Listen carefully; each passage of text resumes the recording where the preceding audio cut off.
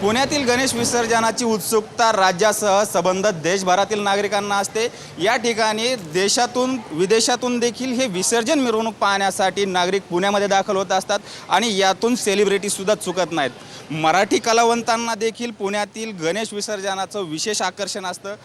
मोठमोठे कलाकार हे गणेश विसर्जन मिरवणुकीमध्ये सहभागी देखील झालेले आपण पाहत असतो आणि युवकांची धडकन असलेला अमय आपल्यासोबत सध्या आहे। अमय, काय सांगशील, कसं आहे तुझ्या दृष्टीने पुण्यातली विसर्जन मिरवणूक? तू कधीपासून या मिरवणुकीत सहभागी होतोस आणि कसा उत्साह असतो तुझा? जन्म पुण्याचाच आहे, त्यामुळे लहानपणापासूनच या मिरवणुकीत माझा सहभाग आहे।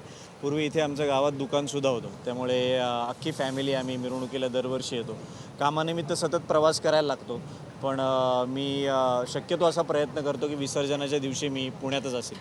आणि मला असं वाटतं की आज तर म्हणजे आम्ही डायरेक्ट सगळीकडे इंटरव्ह्यूज देत देत लाईव्ह सगळीकडे लोकांशी संपर्क साधणार आहोत। तर याची खूप एक्साइटमेंट आहे, कारण मी नुसतं मिरवणुकीत सहभागी झालो आहे, पण लाईव्ह मिरवणुकीत असे इंटरव्ह्यूज कधी दिलेले नाही आहेत आणि सिनेमा तर कधीच प्रमोट केला नाही आहे। सो आमचा जो घंटा नावाचा सिनेमा आहे तोसुद्धा आम्ही या निमित्ताने प्रमोट करतो आहे। निश्चितच घंटाच्या प्रमोशनच्या निमित्ताने जरी आलेला असाल तरी पण एक वेगळी मजा आणि पुण्याचे आहात, त्यामुळं ह्या गणपती उत्सवात कुठले कुठले इव्हेंट केलेले आहेत? म्हणजे अगदी त्या ध्रुवा जमा करण्यापासून तर ढोल वाजवण्यापर्यंत असं काय काय आठवतं आहे? या ढोलही वाजून बघितलेला आहे एक वर्ष, आणि नंतर कंबर धरून बसलो होतो पुढचा आठवडाभर, कारण प्रॅक्टिस नव्हती। त्यामुळे सगळे जे वाद्यपथक आहेत त्यांच्याबद्दल मला प्रचंड आदर आहे, कारण ते 3-3, 4-4 महिने सगळे प्रॅक्टिस करतात आणि सोपं काम नाही अख्ख्या मिरवणुकीत ढोल ताशा वाजवणं।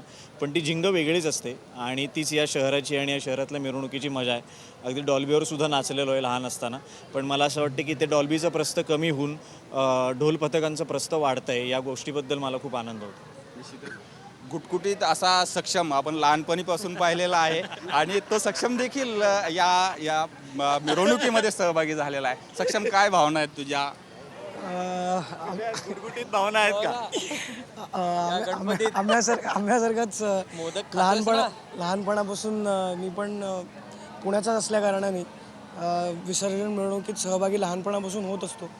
आणि लहानपणीपासून आई बाबा मला अलका टॉकीजच्या चौकात घेऊन उभे असायचे। तिकडे प्रत्येक मानाचे गणपती आम्ही आवर्जून जाऊन बघायचो, त्यांचं दर्शन घ्यायचो।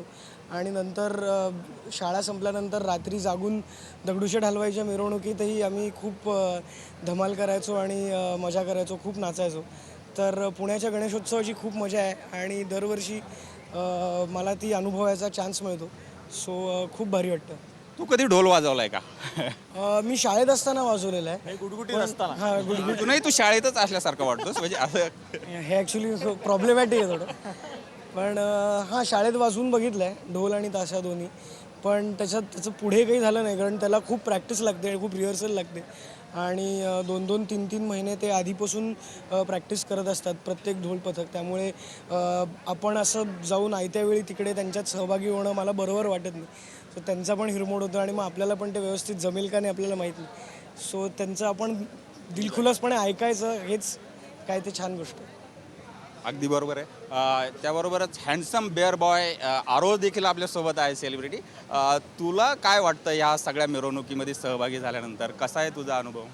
मला खूप आनंद आहे। तुम्ही जर ऐकाल ना तर सगळीकडे घंटानाद होतो आणि आम्ही आमच्या फिल्मचं प्रमोशन करायला झालो आहे, घंटा फिल्मचं। आणि गणपती हा नेहमीच उत्साह देऊन जातो, सगळीकडे सेलिब्रेशन असतं। मी तर दरवर्षी आता मुंबईला असतो त्यामुळे येणं होत नाही, पण शाळेपासून मी मिरवणुकीत येणं, नाचणं या सगळ्या गोष्टी केलेल्या आहेत। सो मजा येते आणि मला हे पूर्ण उत्साहाचं वातावरणच आवडतं। सगळीकडे ढोल ताशे, नाच गाणं आणि गणपती बाप्पाला आपण विसर्जन करताना निरोप देतो। यावर्षी पाऊस आहे, पाऊस असूनही तरुणही मोठ्या प्रमाणात आहेत, कुठला उत्साह कमी दिसत नाही। अशात तुला काय वाटतं, हे पावसातही उत्साह कायम आहे वाटतंय तुला?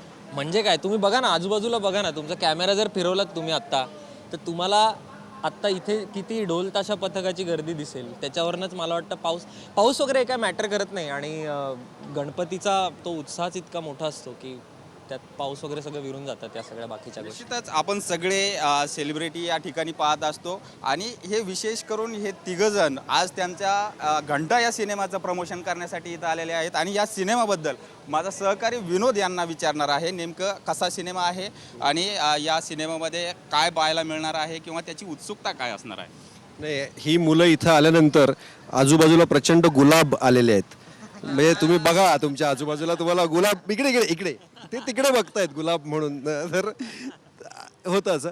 तर तुम्ही त्याच्या मनात वेगवेगळे गुलाब असतात सर, क्या बात आणि गुलाब दिसले की घंटा वाजते, अशातला प्रकार. ह्यांच्या आजूबाजूला गुलाब आहेत आणि गुलाब दिसले तर घंटा वाजते असं म्हणतात. तुम्ही तिघांनी हाताची घडी घातली आहे, तर ते हाताच्या मागे काय लिहिलेलं आहे हे काय?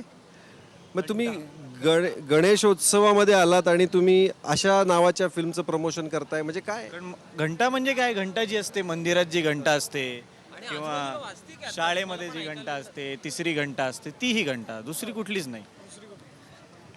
आम्ही मिश्किलपणे कालावर खळी पाडून सांगतोय की घंटा मंदिरामध्ये वाजते, घंटा तिसरी घंटा वाजते आणि आमेचं आगमन इथं मिरवणुकीमध्ये झालं. त्याच्याबरोबर सक्षमही आला आणि बेअर्ड बॉय आरोह वेलणकर आला, ज्याला आपण रेगेमध्ये बघितलेला आहे, तोही त्याच्या फिल्मचं प्रमोशन करायला. आणि तुम्ही ते काय लिहिलंय टी शर्टवर, याचा काय अर्थ आहे? गिव्ह इट अ शॉट और घंटा असं लिहिलेलं आहे. त्याचा अर्थ तसा काहीच अर्थ नाही आहे त्याला. असं प्रयत्न करा, नाही तर तुमच्या हाती काहीच लागणार नाही.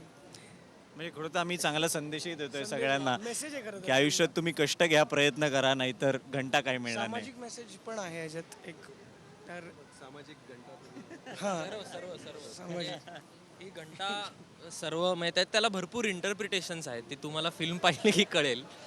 सामाजिक, वैश्विक, मनातली घंटा, मगाशी अमय म्हणाला तसं, तर भरपूर त्याला इंटरप्रिटेशन्स आहेत त्या घंटा. पुण्याच्या गणेशोत्सवामध्ये तुम्ही फिल्मच्या प्रमोशनसाठी आलात. लहानपणापासून तुम्ही गणपतीच्या वेगवेगळ्या ॲक्टिव्हिटीजमध्ये सहभागी होत असता. हल्ली बऱ्याच मुलीही तुमच्या बरोबर तुमच्या फॅन्स आहेत. गणपतीत गर्दीमध्ये जाताना काय दे धक्का वगैरे असं काही लागू शकतं कदाचित. तर काय म्हणजे तुम्हाला ते काय त्याची तयारी केली आहे का तुम्ही काही विशेष? नाही, हे सगळं आवडतंच ना आम्हाला. मला असं वाटतं कुठल्याही कलाकाराला गर्दी होते त्याच्याभोवती, लोक त्याच्याकडे येऊन सांगतात आम्हाला तुमचं काम आवडतं, या आवडणाऱ्याच गोष्टी आहेत. त्यामुळे ते प्रत्येकाला हवंच असतं. पण मला असं वाटतं आजचा मूळ मुद्दा थोडा वेगळा आहे. आज मिरवणुकीत सहभागी व्हायचं आणि फिल्मसुद्धा प्रमोट करायचे आणि त्याबरोबर लोकांना, आपल्या फॅन्सना सुद्धा भेटायचं. आज थोडा अवघड टास्क आहे, पण हे तिन्ही करताना मजा येईल असं वाटतं. हे आहेत आरोह, सक्षम आणि हँडसम हुक अमेय. घंटा घेऊन निघालेले आहेत गणपतीच्या बाप्पाच्या दर्शनाला. आणि त्याचबरोबर त्यांच्या आजूबाजूला अनेक त्यांचे फॅन्स, चाहते यांच्या गराड्यामध्ये हे तीनही मराठी सेलिब्रिटीज गणपती बाप्पाच्या दर्शनाला पुण्याच्या लक्ष्मी रोडवरती आलेले आहेत. आणि आपण साम टी व्हीच्या माध्यमातून त्यांच्याशी संवाद साधला.